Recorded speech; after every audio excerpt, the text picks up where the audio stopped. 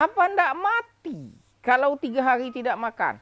Sehat. Anda diabetes mellitus tipe 2, tetapi kelebihan berat badan di jalur saldo cukup. Karena pusing itu pikiran, misalnya banyak hutang gitu ya, atau misalkan mau bayar cicilan, ditagih desi pinjol, itu pusing. Kalau sakit kepala itu rasa nyeri di kepala ini. Halo, jumpa lagi dengan saya Mamat. Untuk Anda yang sudah bosan dengan video saya, semoga Anda tambah bosan. Untuk Anda yang merasa video saya ini bermanfaat, silahkan tonton hingga selesai. Yang merasa video ini tidak ada manfaatnya, tonton hingga selesai dan berulang sampai ketemu manfaatnya. Oke, hari ini hari Kamis siang, kira-kira pukul 12.50. Tetap semangat, bugar, ndak lemes-lemes. Makan terakhir Selasa siang kemarin. Jadi saya sudah Selasa, Rabu, Kamis. Kurang lebih 3 hari tidak makan. Nah, apa yang mau saya share kali ini adalah pengalaman saya dalam 30 hari saya menurunkan berat badan 10 kilo, lingkar perut kurang lebih 3 cm, dan juga HbA1c 1,1 poin. Pada tanggal 3 Juli 2024 HbA1c saya 7,1. 3 Agustus menjadi 6. Berat badan dari 71 menjadi 61, lingkar perut dari 91 menjadi 88. Apa yang saya lakukan? Intermittent fasting macam apa yang paling cocok untuk saya dan untuk Anda yang punya kondisi seperti saya. Anda yang diabetes mellitus tipe 2 tapi masih overweight ya, dan Anda tidak merasakan gejala, ada baiknya Anda simak video ini hingga selesai. Mana tahu Anda ingin lakukan seperti saya. Saya penderita diabetes mellitus tipe 2, fatty liver, hyperkolesterol, trigliserida, dan juga kalau GERD udah sembuh, udah lama ya. Sinusitis ya, sudah tidak terlalu mengganggu. Jadi banyak yang saya rasakan lebih bermanfaat sejak saya menjalani intermittent fasting tipe saya ini. Nah, ada yang memulai intermittent fasting dengan 16/8, itu menurut saya sah-sah aja untuk pemula. Tetapi kalau saya pribadi itu tidak ada pengaruh yang signifikan. Saya sudah mencoba yang 16/8 ya. Saya sudah mencoba yang makan sekali sehari. Saya sudah mencoba fasting 24 jam. Saya sudah mencoba fasting 48 jam. Semuanya tidak lapar. Namun yang paling bermanfaat, yang paling saya rasakan, yang paling cocok dengan saya, dan mungkin juga Anda yang setipe dengan saya, itu bukan menghitung jam. Tetapi saya makan siang ya. Misalkan saya makan siang pada hari Selasa katakanlah. Setelah makan siang ya, hidangan terakhir saya itu saya selesaikan, saya habisi, lalu saya fasting.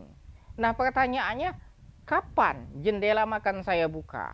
Ini yang akan saya bahas pada hari ini. Namun sebelumnya izinkan saya menyampaikan bahwa saya tidak makan nasi jenis beras apapun sejak 3 Juli. Dan sejak kurang lebih 10 hari ini saya sudah tidak makan buah. Alasannya, karena ketika kita sudah bisa menjadikan lemak sebagai sumber energi utama, maka kita jangan memasukkan lagi fruktus atau gula buah. Karena menurut ahlinya, saya bertanya dengan teman saya dokter spesialis penyakit dalam, kalau kita memasukkan gula buah atau fruktosa ke dalam tubuh, maka tubuh kita kembali lagi menjadikan bahan bakar utama itu gula, bukan lemak. Sementara kita sudah berhasil mengalihkan bahan bakar kita ke lemak. Jadi kita rugi, sia-sia ya. Nah, jadi dalam hal ini saya ingin menceritakan ya, bahwa saya tidak makan nasi dan tidak konsumsi buah dan tidak konsumsi gula, juga sweetener merek apapun ya. Saya minum kopi pahit atau teh pahit, tapi lebih sering kopi pahit. Saya mengawali jendela makan saya itu dengan protein hewani, dilanjut dengan protein nabati, lalu sayur ya, sayurnya sayur daun ya, bukan sayur buah. Dan setelah itu saya jeda 1 atau 2 jam, saya ngopi tanpa gula tentunya, dan saya nyenek yang ringan-ringan seperti kacang almond. Lalu saya fasting. Setelah 24 jam fasting, saya cek gula darah saya. Apabila gula darah saya itu masih di atas 80, saya lanjut berpuasa. Setelah 48 jam, saya cek lagi gula darah saya. Kalau dia masih di atas 80, saya lanjut lagi fasting. Ya. Pokoknya kalau sudah 80, saya baru membuka jendela makan. Biasanya kalau saya itu berada di 76 jam ya. 70 sampai 76 jam. Pernah juga 70 jam, pernah 76 jam dia baru 80. Maka saya buka jendela makan dengan mengawalinya dengan protein. Apa ndak mati kalau 3 hari tidak makan? Sehat. Apa ndak lemes? Bertenaga. Apa tidak bisa beraktivitas? Malah saya olahraga walaupun hanya kardio ya. Jadi begini ya, yang saya rasakan berdasarkan pengalaman saya. Untuk Anda yang lemaknya masih banyak seperti saya ini ya, yang lemaknya masih banyak seperti saya ini, Anda tidak makan 4 hari pun aman sebetulnya, malah sehat ya. Jadi di 18 jam pertama itu kita masih menghabiskan sisa-sisa gula yang kemarin ya. Ya kita kan selama ini masih makan nasi, minum kopi manis tentunya kan. Nah, lewat dari 18 jam ke 20 jam itu memang terasa lapar sih kalau di awal-awal ya, kalau pemula. Terasa lapar, lemes gitu ya, bawaannya mau tidur, itu juga saya alami. Tetapi saya lawan. Dan ketika saya lapar, saya langsung mandi gitu ya. Terus saya jalan kaki. Kira-kira 3.000 langkah gitu. Lalu setelah saya jalan kaki ya, saya lanjutkan fasting. Nah, di atas 20 jam ya, itu rasa lapar sudah mulai berkurang ya. Rasa lapar sudah mulai berkurang ya. Masih agak-agak lapar sedikit, tapi kita tetap minum ya. Ini puasanya itu tetap minum, tapi hanya air putih ya. Air putih saja yang boleh. Boleh air putih dingin, boleh hangat, boleh biasa. Nah, di atas 24 jam, di luar dugaan saya bertenaga, malah tidak mau tidur siang. Bertenaga, saya bisa jalan kaki 10.000 langkah di panas terik seperti sekarang ini. Jadi bukan pagi ya, kalau pagi itu biasa 10.000 langkah, ini panas terik, siang bolong ya, walaupun tidak bolong juga sih.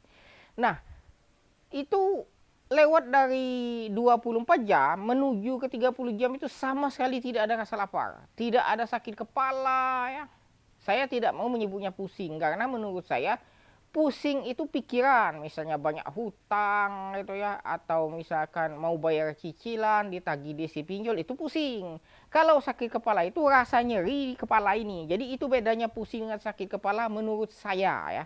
Nah, saya tidak merasakan sakit kepala, tidak merasakan ngantuk, tidak merasakan lapar, tidak merasakan lemas atau lelah atau letih atau lesu ya, di atas 24 jam. Di atas 30 jam malah saya semakin bertenaga. Jadi tidak ada masalah kalau kita sudah melewati di fase awal. Namun untuk pemula mungkin di awal Anda mulai dulu dengan 16-8 ya, supaya nggak kaget. Nah, mengapa ini bisa terjadi? Setelah saya pelajari, saya nanya ke sana kemari, saya cari artikel-artikel, saya cari info di YouTube gitu ya.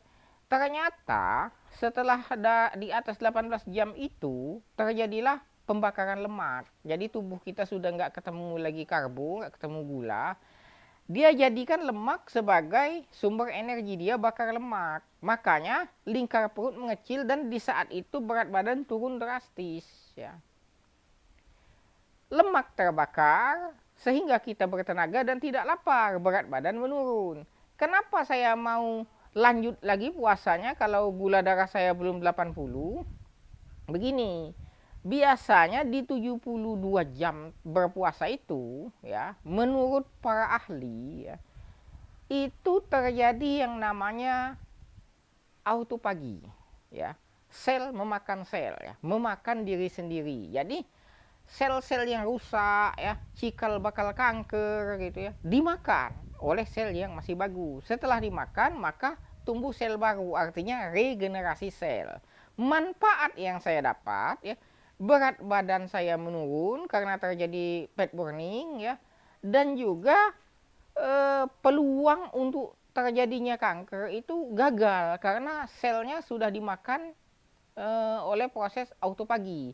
Untuk lebih jelasnya Anda bisa cari sendiri artikel atau video tentang autopagi di channel-channel YouTube lain. Saya kan bukan ahli, bukan praktisi kesehatan, tetapi saya menceritakan pengalaman saya. Nah, kalau misalkan ada yang bilang begini, iya abang lemaknya masih banyak, kalau saya kurus nggak makan 3 hari bisa mati. Itu lain cerita. Ini kan saya menceritakan pengalaman saya untuk Anda yang mengalami diabetes mellitus tipe 2 dengan kondisi masih overweight ya. Maka ini jalannya. Hasil yang saya dapat ya di 3 Agustus ya, itu HbA1c saya dari 7,1 menjadi 6 ya. Dan penampilan saya membaik gitu. Saya bisa mencocokkan kemeja-kemeja gitu ya. Kalau badan besar kan, perut buncit kan agak susah mencocokkan kostum. Kalau itu lebih gampang. Dan saya merasa lebih sehat, lebih bertenaga karena ringan gitu ya. Saya kuat berjalan kaki. Namun tidak cukup dengan fasting saja. Saya selain menahan makan, saya ambil alih tugas bersih-bersih rumah. Dan saya ambil alih juga tugas belanja ke pasar di hari libur ya tentunya. Kalau saya tidak bekerja, saya ke pasar. Saya minta list apa yang mau dibeli, list belanjaan sama istri saya ke pasar. Itu jalan kaki ke pasarnya. Kadang-kadang saya membeli daging 2 kilo, membeli ayam. Pokoknya adalah 5 kilo itu belanjaan saya itu. Saya tenteng gini jalan kaki. Hanya saja mungkin kalau membeli air minum galon, saya nggak jalan kaki karena 2 ya, dan tempatnya lebih jauh ya.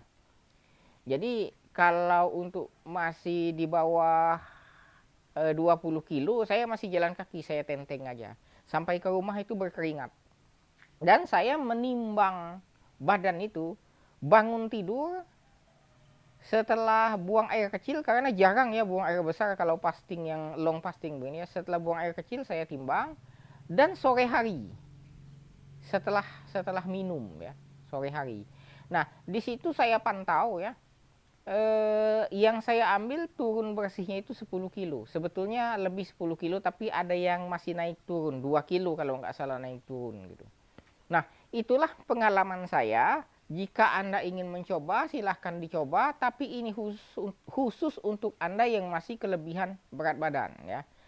Khusus untuk Anda yang berada di jalur saldo cukup. Karena kenapa? Saya ingatkan, untuk long fasting seperti ini, pada saat membuka jendela makan, Anda harus mengawali dengan protein hewani. Ya enggak mungkin Anda 3 hari atau 4 hari tidak makan, tiba-tiba cuma makan telur 2, terus nggak makan nasi. Kalau Anda hanya makan begitu, Anda tidak kenyang sehingga Anda balik lagi makan nasi. Akhirnya terbentuk lagi gula yang tinggi. Tubuh kembali lagi menjadikan gula sebagai sumber energi utama. Lemak tidak terbakar ya. Nah, kenapa saya bilang ini jalur saldo cukup ya? Karena untuk bisa skip nasi itu kalau saya harus kenyang dulu dengan protein. Ya kita tahulah harga daging berapa, harga ayam berapa gitu ya. Paling tidak ikan laut ya. Nah saya menyiasatinya, saya beli ikan laut itu di tepi pantai ya. Di pasar pelelangan ikan jadi murah. Kalau daging sapi saya beli di pasar tradisional, tapi ya tetap aja ya harga daging, harga ayam itu enggak semurah harga seblak atau bakwan gitu. Nah ini kan kita bicara ingin sehat gitu. Jadi pastikan Anda diabetes mellitus tipe 2 tetapi kelebihan berat badan di jalur saldo cukup.